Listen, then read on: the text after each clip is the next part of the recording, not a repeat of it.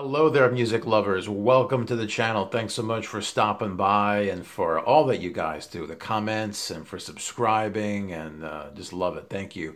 I wanted to review Yes from Richmond, Virginia. Just a couple nights ago, I took a drive over there, met up with some friends, and decided to check out the 50th anniversary of Yes tour.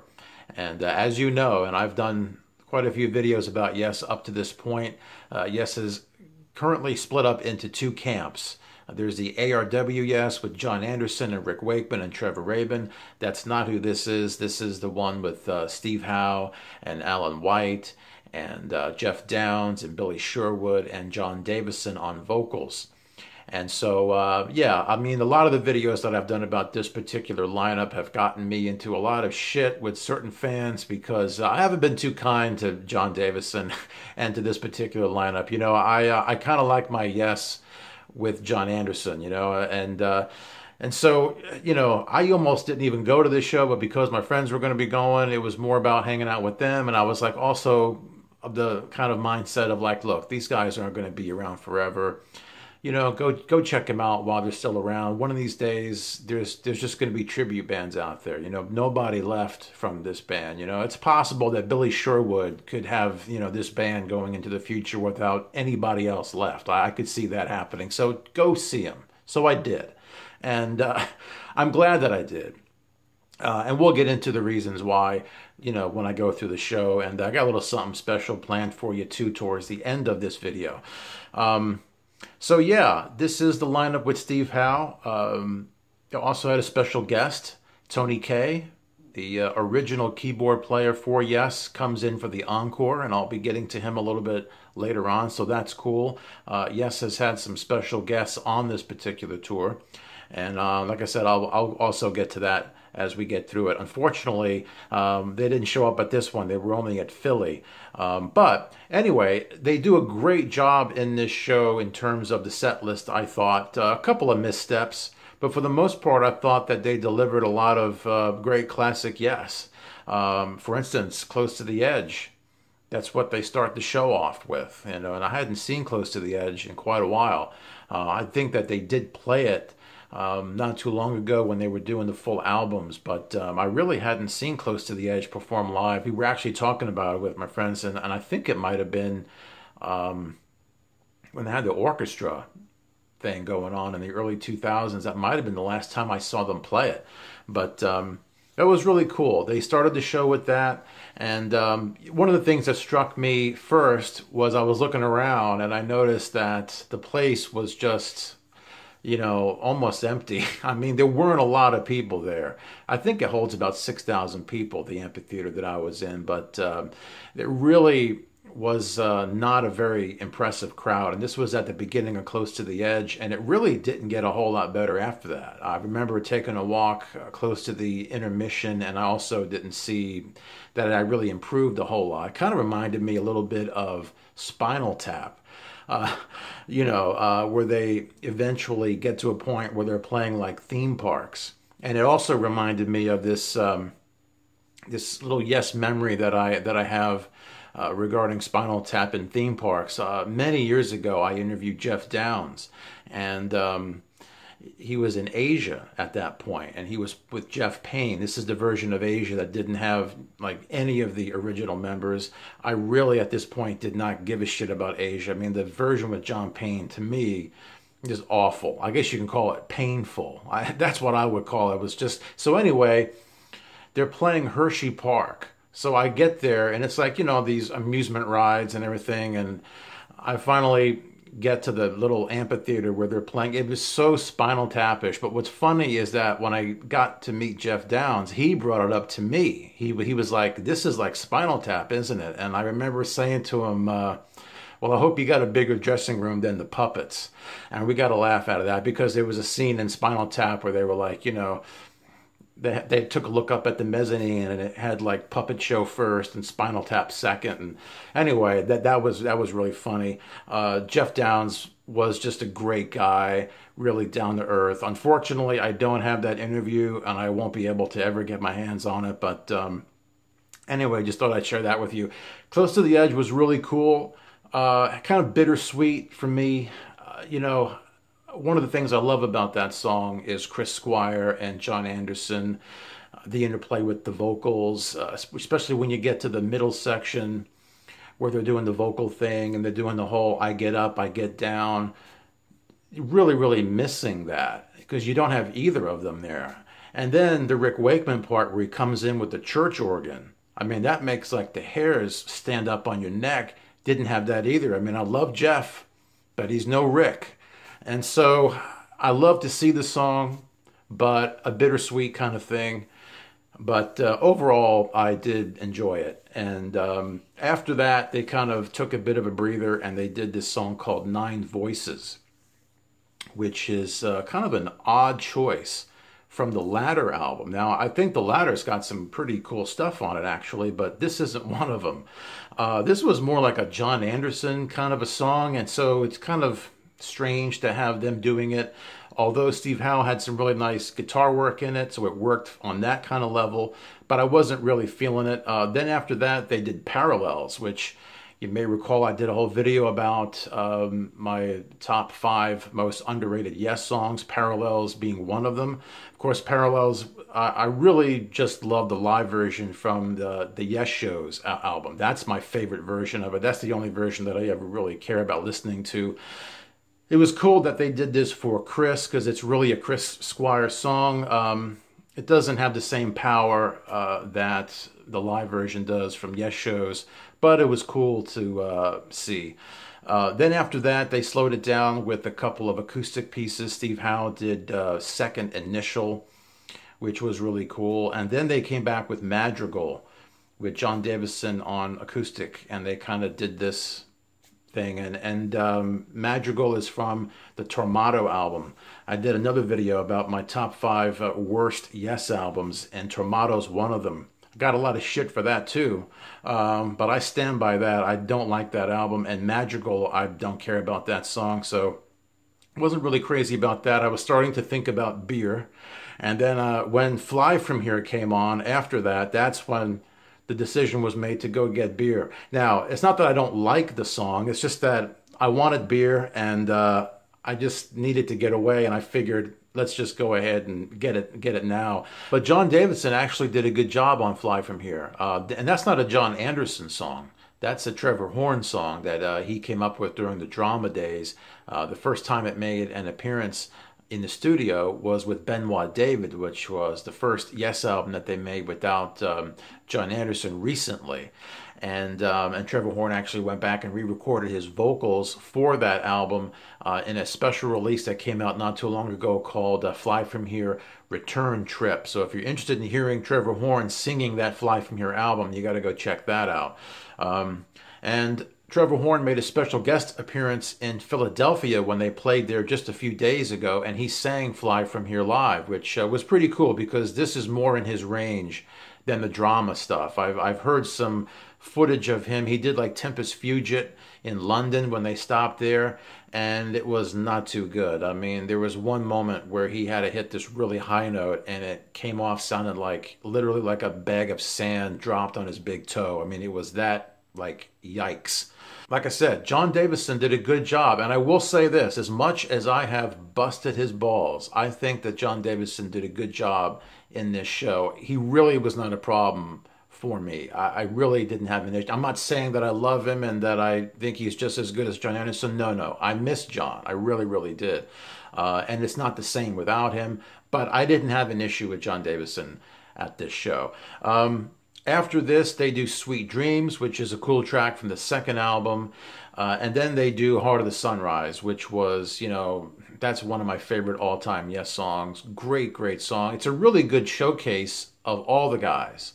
It's great for Howe. It's got a good Rick Wakeman part in it. It's great bass from Chris Squire, good vocal thing from Jon Anderson. I mean, this was done from the Fragile album. This was when Yes was firing on all cylinders and their sweet spot, their classic period.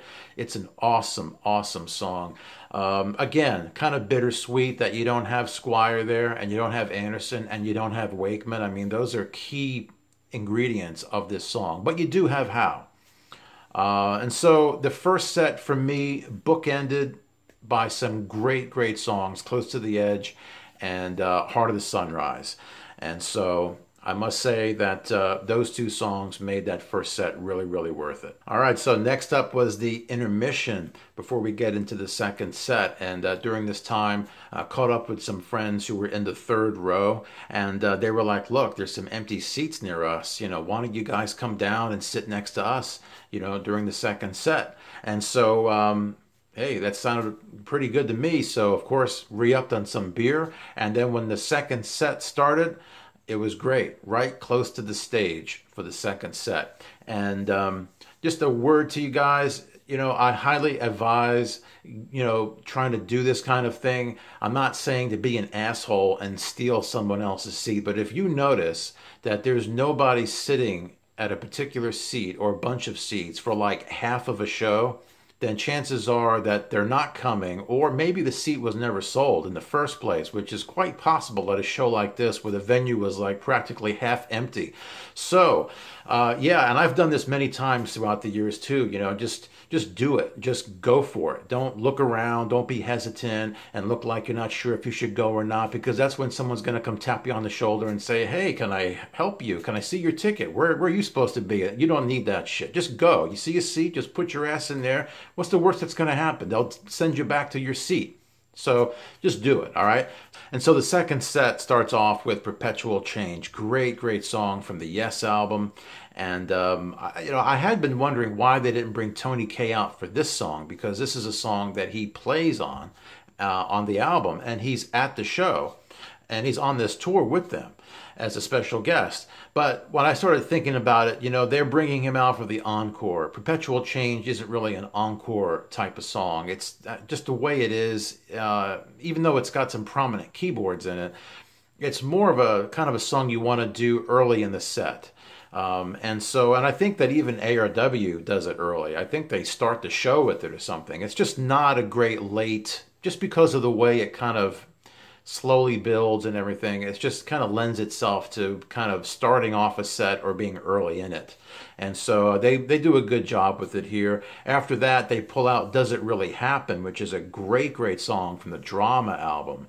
Again, this is Jon Davison singing Trevor Horn, not Jon Anderson. And I thought he did a great job.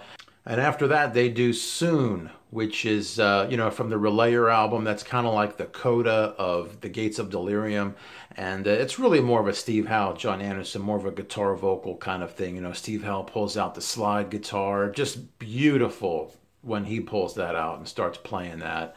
And Jon Davison did a good job on the vocal. When they played this in Philly not too long ago, they had a special guest, Patrick Moraz, who was the keyboard player on the Relayer album, the only album that he ever played on. So that was cool. It would have been great to have had him play on something like Sound Chaser or Gates of Delirium. I mean, that's just the uber fan in me, and I'm sure a lot of you guys would have loved to have seen that too. But when you think of what it would have taken for him to learn all that shit just for one show, it wouldn't have been worth it, you know. Having him just sit out there and do Soon, which has like very minimal keyboards, is probably the best thing. But it was still cool. I'll put a link to that down below so you can check it out. But for this show, it was pretty much, Steve Howe and Jon Davison. That's their focal point for this song, and they did a great job, especially Howe. Love the slide. And then they close out the second set with Awaken, which I was kind of surprised that they were doing this. This was Jon Anderson's favorite Yes song. And so it's got a lot of Jon Anderson stuff going on, especially when you start getting into the harp section. It's very beautiful. It's very cosmic. It's a very spiritual song. That's what I found. I always did love the guitar work on it. I love the spiritual kind of just element to it. And it's very Jon Anderson. But they pulled it off. As a matter of fact, one of my friends that went to this show, he'd never really cared for the song, but this was the first time that he actually ever connected with it, which I found kind of interesting. Alan White came out to play drums on this song, and he played for the rest of the show. Alan White has had some back issues, so he hasn't been able to really play with them a whole lot. But he does come out and finish out the shows with them. So then we get to the Encore. And the encore is when they bring out Tony Kaye. Tony Kaye, the original keyboard player in Yes, played on their first 3 albums. And so, you know, good to see Tony. Hadn't seen Tony in quite a long time. As a matter of fact, I can't remember the last time I saw Tony Kaye on stage with Yes. I'm thinking it had to have been the Union tour. So that's been a number of years, and so it was good to see him out there. And they did Yours Is No Disgrace, then they did Roundabout, and then they closed out the show with Starship Trooper. And it was during this encore that I could really tell that, I don't know, they were having a lot of fun. I kind of got the sense of Yes family. Yeah, there was even a time where Steve Howe kind of walked over to Tony Kaye. You know, I think he put his hand on his shoulder, and they kind of like exchanged a smile. And then you look over, and there's Billy Sherwood's there, and Jon Davison's there, and you can tell that they're just trying to fly the flag of Yes. And while, you know, it may not be ideal, I miss John, I miss Chris.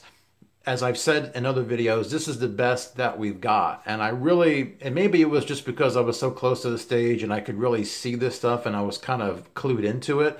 But it just looked like there was a sense of family there, and that they were really trying their best to kind of fly this flag and steer this ship as best as they could with what they had. And so it was really, really cool. Overall, glad that I went. I thought it was a really good show, especially the second set, especially the encore. And I would advise, you know, if you want to go check them out, go check them out. And who knows, you know, maybe you can go see them in a place where they don't sell a lot of tickets. You can get up close to the stage as well. You know, don't, you know, buy a shitty seat and then take your chances.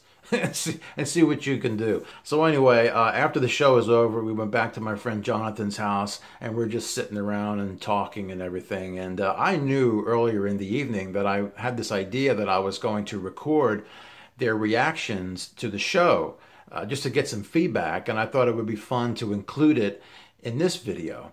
And the thing is that I forgot about it, and it was like 2 in the morning, and I was like, oh yeah, I want to get your reactions to the Yes concert, you know. And so just want to, so I'm going to include some stuff here in just a second, given their thoughts. And just keep in mind that it's like 2 in the morning. We're all really, really tired. And especially Mark's son, he was like 17 years old. You know, he looked like he was getting ready to just pass out. But I wanted to get some input from him, you know, a 17-year-old Yes fan, and also his father, Mark, and then my friend John. So I'm going to roll that here in just a second. But just so you know, these guys, I've known them, Mark and John, since college. This is going on like 30 years. I've talked on this channel about how like music and songs can like speak to you. You feel a connection. Maybe they help you through some hard times. Well, it was the love of Yes and Rush and Emerson, Lake and Palmer and the Kinks and all these types of bands. That's the reason why we became friends, because we started talking about this and bonding over this. And this is, you know, this is another way that music can change your life, is because it can bring people into your life. And I thought that was really, really cool. And so these guys are really good friends. And I just wanted to share a little bit here with you, kind of get their reactions instead of listening to my ass. Here's some reaction from my friends on the show, all right? So what'd you think of the show tonight? What did I think of the Yes show in Richmond, Virginia on the 24th of July, 2018? I enjoyed it very much for what it was. Always great to see Steve Howe. The band seemed to enjoy themselves quite a bit. I thought the set list was outstanding. The crowd, although not a big crowd, was very responsive and very respectful and appreciative. So I cherish the moments I get with bands as great as Yes, as much as important as they've been to my life. And I took it with that in mind. I enjoyed it very, very much. Blessed to enjoy it with good friends and family. Bringing my 17-year-old Yes fan up from South Carolina, it was certainly worth the journey. What do you think of Jon Davison? What I think he's very capable, and he does a very professional job, but is certainly the shoes that he is asked to fill are not fillable. It's Jon Anderson is the spirit of Yes, and there is just no way to get around that. And it's not a knock on Jon Davison. I think he's fully capable. It seems like he's a good singer and does the songs well. He knows the material very well, but he's just being asked. It would be like asking someone to fill Robert Plant's shoes or something of that magnitude to fill Jon Anderson's shoes, and it's just not fair to the individual to do that. Now, you've seen ARW, yes. How do you think they stack up next to what you saw tonight? I much enjoy and get more of a spirit of Yes from ARW. Again, I talked a little while ago, Jon Anderson to me just makes the difference. Trevor is perfectly capable of, he's not Steve Howe, but he's certainly a very, very capable guitar player and has written a lot of their songs as well. Rick Wakeman's fantastic and fun to watch. But just something about having Jon Anderson on the stage is what brings the Yes music really alive to me. Mm-hmm. He's the variable that you need to have. And as long as he's alive, he should be singing for Yes. So if you had to pick between two of these bands going to see, ARW is the top choice? By far. It's not even close for me. All right. To be clear, I enjoyed this version for what it is. Right. But it's kind of Steve Howe's band and his take on Yes. It's not a democratic Yes like we would prefer to know and love. I feel that a lot more with ARW. I feel a lot more love and excitement for the actual Yes music with Trevor and Jon and Rick. All right. For sure. All right. So Noah, you're 17 years old. How the hell did you get into Yes? Because my awesome dad showed me Big Generator, and I loved it. Oh. And I went from there. So you started in with the 80s Yes. Yeah. But you like the 70s stuff too, right? Yeah, that's really why I like Yes, because then I listened to Fragile, and I loved it. And then went from there. How old were you when you got into that stuff? I would have been 14, I think. Wow. So, yeah. It's pretty cool. So what's your favorite Yes song or album? My favorite Yes song is Starship Trooper, and my favorite Yes album is probably the Yes album. So Okay, so you've seen them one time with Jon Anderson. yeah. So what do you think of seeing Yes with him and without him? I think Steve Howe's great, and I think all the other players are capable, but it doesn't quite feel like the magic that Jon Anderson brings to it. The show you saw tonight, what'd you think about it? Well, that was great, actually, and I thought it was a lot better than the last Steve Howe show I saw, because I thought Steve Howe was awesome. And that's basically all I have to say about it. There's nothing wrong with it. It just wasn't really Yes, you know. That sounds good. All right. I think we're good for that. I'm like seriously trying not to fall asleep. I know. It looks like he's getting ready to pass out over there. I didn't even... So listening to the two previous people talking about how they like the band when Jon Anderson is not involved. And sounds like they still love the band, but they don't feel as intimate with the band as they do when Jon Anderson is with the band. And I think that makes sense, because when you grow up listening to the band, Jon Anderson has been the singer for all those years, and it's the lyrics, it's the voice that you follow. He's the front man of the band. He's who you create a personal interaction with. So you emotionally get attached to Jon Anderson and think of him being the band in that sense. So when you're without your front man / lead singer, there's a sense of loss there. Not that it wasn't performed very well and you could almost close your eyes and see him there yourself, but he wasn't, and you knew it. So I think emotionally you don't establish that connection that you might otherwise had Jon Anderson been the front man. That's what I'll say. All right, so we saw ARW last year, right? So what'd you think of that? Did you feel the connection? I did.